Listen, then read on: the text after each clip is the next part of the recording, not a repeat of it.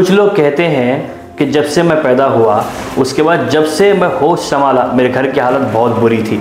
बहुत बुरी होने की वजह से मैं बचपन से ही मैंने कमाना शुरू किया। बचपन से जवान हुआ, जवानी से बुढ़ापा हुआ, सिर्फ कमाना कमाना। मेरे खून पसीना सब कुछ बहाने के बाद बारिश नहीं, तूफान नहीं, गर्मी सर्दी कुछ भी नहीं देखा, मैं सिर्फ कमाने में लगा। लेकिन इतना कमाने के बावजूद भी मेरे कमाई में बरकत ही नहीं रहती। मेरी शादी हुई, मेरे बच्चे हुए, मेरे बच्चों के बच्चे हुए, फिर भी मैं कमा रहा हूँ। आज मेरी उम्र 70-60 साल की है, तो सोचो 50 या 60 साल की उम्र से मैं कमा रहा हूँ, या फिर 50 साल होते हुए मेरे कमाते हुए 50 साल हुए, फिर भी मेरी कमाई में एक बार भी बरकत नहीं हुई। मेरी कमाई में क्यों हो रहा है मेरे साथ ऐसा? क्या वजह है ऐसा कमाई में बरकत नहीं होने की? तो आज मैं वो गलतियां बताऊंगा आपको जो आप नॉर्मल अपनी ज़िंदगी में करते हो, जिसके वजह से आपकी कमाई में बरकत नहीं होती। तो चलो जानते हैं हम जल्दी से वो क्या ऐसी गलतियां हैं। अस्सलामु अलैकुम वरहमतुल्लाहि वबरकातुहू। मेरे भाई, ये सीरीज़ मकान, दुकान, रोज़ी में खैर व बरकत के लिए 100% सही अमल, इसके 3 एपिसोड बन चुके हैं, जिसका यानी कि तीनों एपिसोड का लिंक आपको मैं इस वीडियो को डिस्क्रिप्शन में दे दूंगा, आप जाके देख सकते हैं। और इसके अलावा अगर आपको आगे वीडियो चाहिए तो आप हमें इस वीडियो के कमेंट बॉक्स में जाके कमेंट करें। इंशाअल्लाह जो भी आप कमेंट करेंगे हम वो वीडियो बनाने की पूरी कोशिश करेंगे, ठीक है? तो तीनों एपिसोडों को देखना मत भूलना इस वीडियो को देखने के बाद, बहुत ज़बरदस्त है, बेहतरीन जानकारी के साथ है। तो चलिए, सबसे पहली चीज़, जब हम कमाने के लिए जाते हैं, काम करते हैं, सबसे पहली चीज़ हम जो भूल जाते हैं वो अपनी पाकी सफाई है। एक बात याद रखिए, मैंने बहुत सारे लोगों को देखा हुआ है, एटलीस्ट 70 या 60% लोगों को ऐसा देखा हुआ है जो अपनी पाकी सफाई का बिल्कुल भी ख्याल नहीं रखते। जब वो कमा के घर पे आते हैं तो फ़र्ज़ ये बनता है कि आके या तो गुस्ल कर लें, गुस्ल के बाद नॉर्मल रहे। वो ऐसा नहीं करते, आते हैं बस खाना वाना खाते हैं, लेट जाते हैं, या ऐसा ही बस नॉर्मल रहते हैं, लेकिन पाकी सफाई ख्याल नहीं रखते। उनके कपड़ों पे देखो भाई, कमाने के चाहे काम कोई भी हो, अगर कपड़ों में धूल मिट्टी लगती है तो गलत नहीं है, वो आपकी खून पसीने की कमाई है, वो मैं समझता हूँ। लेकिन कई बार आपके जिस्म से बदबू निकलती रहती है, कई बार आपके बदन पे धूल मिट्टी लगी होती है, आप अपने पाकी सफाई का ख्याल नहीं रखते। तो एक बात बताओ, जहाँ पर पाकी सफाई ख्याल नहीं होता वहाँ पर बरकत कैसे आ सकती है? तो ये हुई। और दूसरा पॉइंट मेरा ये है कि अक्सर हम नापाक रहते हैं। मैंने कई मरतबा सफ़र किया है अलग अलग जगहों का। कभी कभी मैं कहता था भाई नमाज़ पढ़ लेंगे, आ जाओ, तो कहता नहीं हज़रत मैं पेशाब से पाक नहीं हूँ। भाई आ जाओ नमाज़ पढ़ लेंगे, नहीं हज़रत मैं नापाक हूँ। तो एक बात बताओ, जो आप नापाकी की हालत में अपना बिजनेस करेंगे, कोई भी करो दुनिया का बड़ा, तो कैसे बरकत होगी उसमें? आप खुद जब नापाक हैं, आप खुद पाक साफ नहीं हैं, तो कैसे हो सकता है ये बरकत? आप क्या करते हैं, जहाँ आपको मौका मिले वहाँ पेशाब कर लेते हैं आप, लेकिन पेशाब करने के बाद, इस्तिंजा करने के बाद आप पाकी सफाई लेना भूल जाते हैं। अरे भाई, आपके करीब उलमा है तो उनको पूछो कि हज़रत मैं ऐसा मजबूरी में अगर कहीं पेशाब आ गया, मुझे बैठ गया, मैं इस्तिंजा करना है, मुझे कर दिया मैं, उसके बाद मैं उस इस्तिंजा की पाकी कैसे लूँ, ईंट से लूँ, कैसे लूँ? पूछो, मसला पूछ के मालूम करो। लेकिन आप पाकी सफाई का ख्याल नहीं करते और अपने नापाक रहते हैं, तो बरकत की उम्मीद रखते हो अल्लाह से आप, तो आपकी कमाई में खैर बरकत कहाँ से होगी? सही है ना?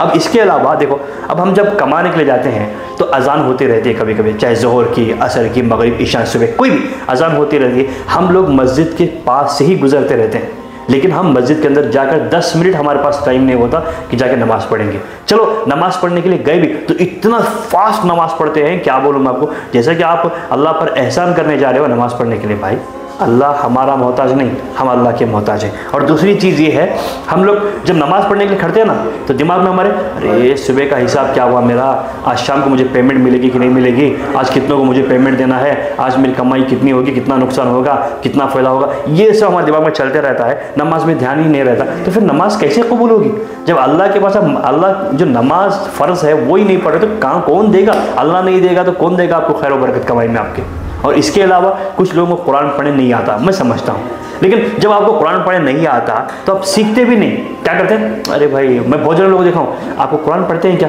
नहीं मुझे पढ़ना नहीं आता। आप पढ़ते हैं क्या? नहीं मुझे पढ़ना नहीं आता। मैं कहता हूँ भाई जाओ जाके सीखो। तो क्या कहते हैं मालूम है, अरे हज़रत इतनी उम्र हो गई, जाकर सीखने में शर्म आती। भाई इल्म सीखने की कोई उम्र नहीं होती। 60 साल के बुजुर्ग या 70 साल के बुजुर्ग क्यों ना हो, या 5 साल का बच्चा क्यों ना हो, या 10 साल का बच्चा क्यों ना हो, 50 साल का 30 साल का जवान क्यों ना हो, जाके कुरान सीख सकता है। मैं अनपढ़ हूँ, मैं अंगूठा छाप हूँ, मैं कुरान नहीं सीख सकता, ये फजूल के ख्याल दिल से निकालो। और कुछ लोगों को कुरान पढ़ने आता है लेकिन वो कुरान की तिलावत नहीं करते। भाई सूरह यासीन पढ़ा करो, सूरह सुबह की नमाज के बाद, सूरह वाक़िया पढ़ा करो मगरिब की नमाज के बाद, और सूरह बकरा की तिलावत करा करो। कुरान पढ़ने की वजह से अल्लाह ताला आपके घर में और आप में कमाई में आपके खैर व बरकत अता करेंगे। आपको आते हुए भी नहीं पढ़ते, जिसको नहीं आता है वो सीखना भी नहीं चाहता। और कुछ लोग आता है क्या करते हैं, 5 मिनट की सूरत को 1 मिनट में ख़त्म कर देते हैं। सूरह यासीन 10 मिनट लगता है पढ़ने किसी को, तो लोग क्या करते हैं, 5 मिनट पढ़ देते हैं। 5 मिनट में आता है तो 1 मिनट पढ़ के ख़त्म कर देते हैं। वो इसमें कितना गलत पढ़ रहे हैं आप सोचिए। आप कभी उसमें फास्ट पढ़ने की वजह से आपकी हज़ारों गलतियाँ होंगी। तो ऐसे गलत जानबूझ के जल्दबाजी करके पढ़ोगे तो फिर ये तो गुनाह मिलेगा, और ऊपर से आपके घर में खैर बरकत या काम में खैर बरकत कैसे होगी कमाई में आपकी।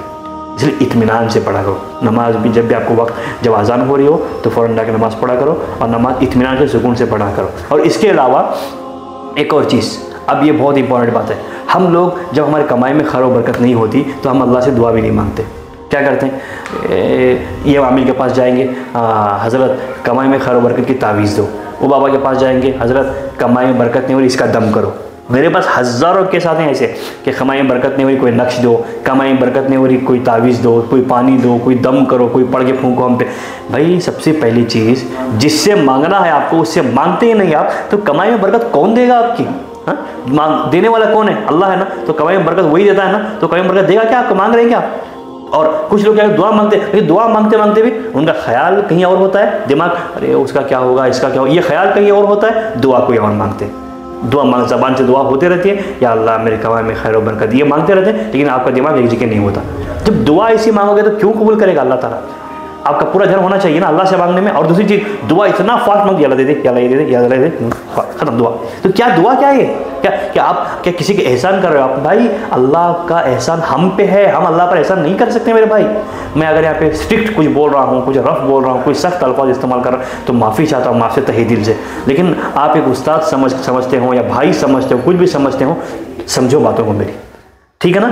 दुआ इत्मीनान से अल्लाह से गिड़गिड़ाकर सजदे में जाकर मांगो तो खैर बरकत क्यों नहीं होगी आपको। और इसके अलावा एक सबसे ज़रूरी चीज़, हम शराब भी पीएंगे, जुआ भी खेलेंगे, बेहयाई भी करेंगे, जो हराम चीज़ें हैं वो भी खाएंगे, तो बताओ कैसे आपकी कमाई में बरकत होगी? हाँ भाई चलो, वो बरकत हुई भी समझो, वो शैतान की तरफ से है। कुछ दिनों के लिए अच्छा दिखाएगा आपको, आपकी कमाई में कुछ दिनों के लिए आपकी कमाई अच्छी होगी, लेकिन याद रखो जिस दिन आपका बिजनेस ठप पड़ गया ना, अल्लाह ने बरकत छीन ली ना, और कभी कभी अल्लाह ढील छोड़ देते हैं बंदे को, चलो करने दो, लेकिन जिस दिन पकड़ दिया ना, उसके बाद ज़िंदगी में पछताते रहोगे। कोई भी कारोबार करो, कोई मौलाना बड़ा दुनिया के कोई अल्लाह का वली ही क्यों ना हो, आपको कुछ नहीं कर सकते। आपके लिए दुआ कर सकते हैं बस, वो कबूल करने का सिर्फ अल्लाह के हाथ में है, लेकिन आपका बिजनेस नहीं चला सकते, वैसे भी कोई नहीं चला सकते, बरकत देने वाला सिर्फ अल्लाह है। तो याद रखो, और ऐसे वैसी चीज़ें, हराम चीज़ें खा करना, पीना, खाना सब छोड़ दो, फिर ज़रूर बरकत होगी इंशाअल्लाह। और सातवीं बहुत इंपॉर्टेंट चीज़, हम लोग सूद में गिरफ्तार होते हैं, यानी कि लोन में, कोई होम लोन, कोई बिजनेस लोन, और कोई जो है कारोबारी लोन कह लो, या कोई हर तरह के लोन में गिरफ्तार। तो एक बात बताओ, सूद यानी अल्लाह से जंग का ऐलान करना। तो हम लोग तो ठीक है, अल्लाह तो इतना बड़ा तो क्या हुआ, तो हम भी तेरे साथ जंग करने के लिए तैयार हैं। जब हम अल्लाह से ही जंग करना चाह रहे हैं तो मुझे एक बात बताओ, सूद तो हराम चीज़ है, गुनाहों का जड़ है, तो कौन आपकी कमाई में खैर बरकत देगा? चलो बरकत हो भी गई तो याद रखो वो अल्लाह की तरफ से सिर्फ ढील है, लेकिन जिस दिन आपको पकड़ेगा ना, हो सकता है आपकी ईमान वाली मौत भी नसीब ना हो आपको, या कोई ऐसी बीमारी लग जाए आपको, अंदाज़ा भी लगा नहीं सकती। इसलिए सूद से बचो जितना ज़्यादा हो सकते। सूद अगर लेना या देना छोड़ दोगे तो याद रखो अल्लाह से ही मांगोगे तो इंशाअल्लाह आपके कारोबार में और आपकी कमाई में, आपके घर में खैर व बरकत ज़रूर होगी।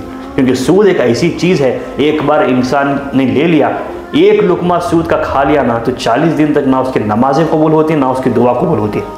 तो फ़ौरन जिसने भी लिया है फ़ौरन अल्लाह से तौबा करो। उसके बाद इंशाअल्लाह, मैं भी कौन सा बड़ा अच्छा नेक आदमी नहीं हूँ, अगर मैं भी अल्लाह से तौबा करता हूँ, आप भी तौबा करो, इंशाअल्लाह हो सकता है अल्लाह हमारी तौबा कबूल कर ले, दोबारा हम उसकी तरफ ना जाएँ इंशाअल्लाह, तब ज़रूर हमारी कमाई में बरकत होगी। ये जो मैंने गलतियाँ बताई हैं आपको, इन बातों को समझो और ये गलतियाँ करना छोड़ दो। उसके बाद याद रखो आपकी कमाई में जो बरकत होगी ना, अंदाज़ा भी लगा नहीं सकते आप, उतनी ज़्यादा बरकत होगी, उतनी ज़्यादा कमाई होगी आपकी इंशाअल्लाह। साथ पूछते तो क्या, कई पूछते भी आपकी बैठ कर खाएंगे, अगर हलाल कमाई कमाओगे जिसमें खैर बरकत होगी तो, इस सारी गलतियों को छोड़ दोगे तो, ठीक है ना। चलिए आज के लिए बस इतना ही। और अगला जो वीडियो है ना, इसका एपिसोड नंबर 5 इतना ज़्यादा इंटरेस्टिंग है, आप अंदाज़ा भी लगा नहीं सकते। इसमें तो मैंने ऐसे चीज़ें बताई हैं, या फिर ऐसे चीज़ें बताऊंगा आपको, आपकी होश उड़ जाएंगे, यार ये भी चीज़ें थी क्या, ये भी कर रहे थे क्या हम गलती। तो इस जानने के लिए बने रहे हमारे साथ। अभी इसे चैनल को सब्सक्राइब करो और बेल आइकन पर क्लिक करो और ऑल ऑप्शन को सिलेक्ट कर दो, ताकि जब भी मैं वीडियो अपलोड करूं सीधा उसका नोटिफिकेशन आपको आए और सबसे पहले आप उन वीडियो को देख सके। ठीक है ना? चलिए फिर मिलते हैं अगले हफ्ते, तब तक के लिए मुझे अपनी दुआ में याद रखिए। दीजिए मुझे इजाज़त। अस्सलामु अलैकुम व रहमतुल्लाहि व बरकातुहू।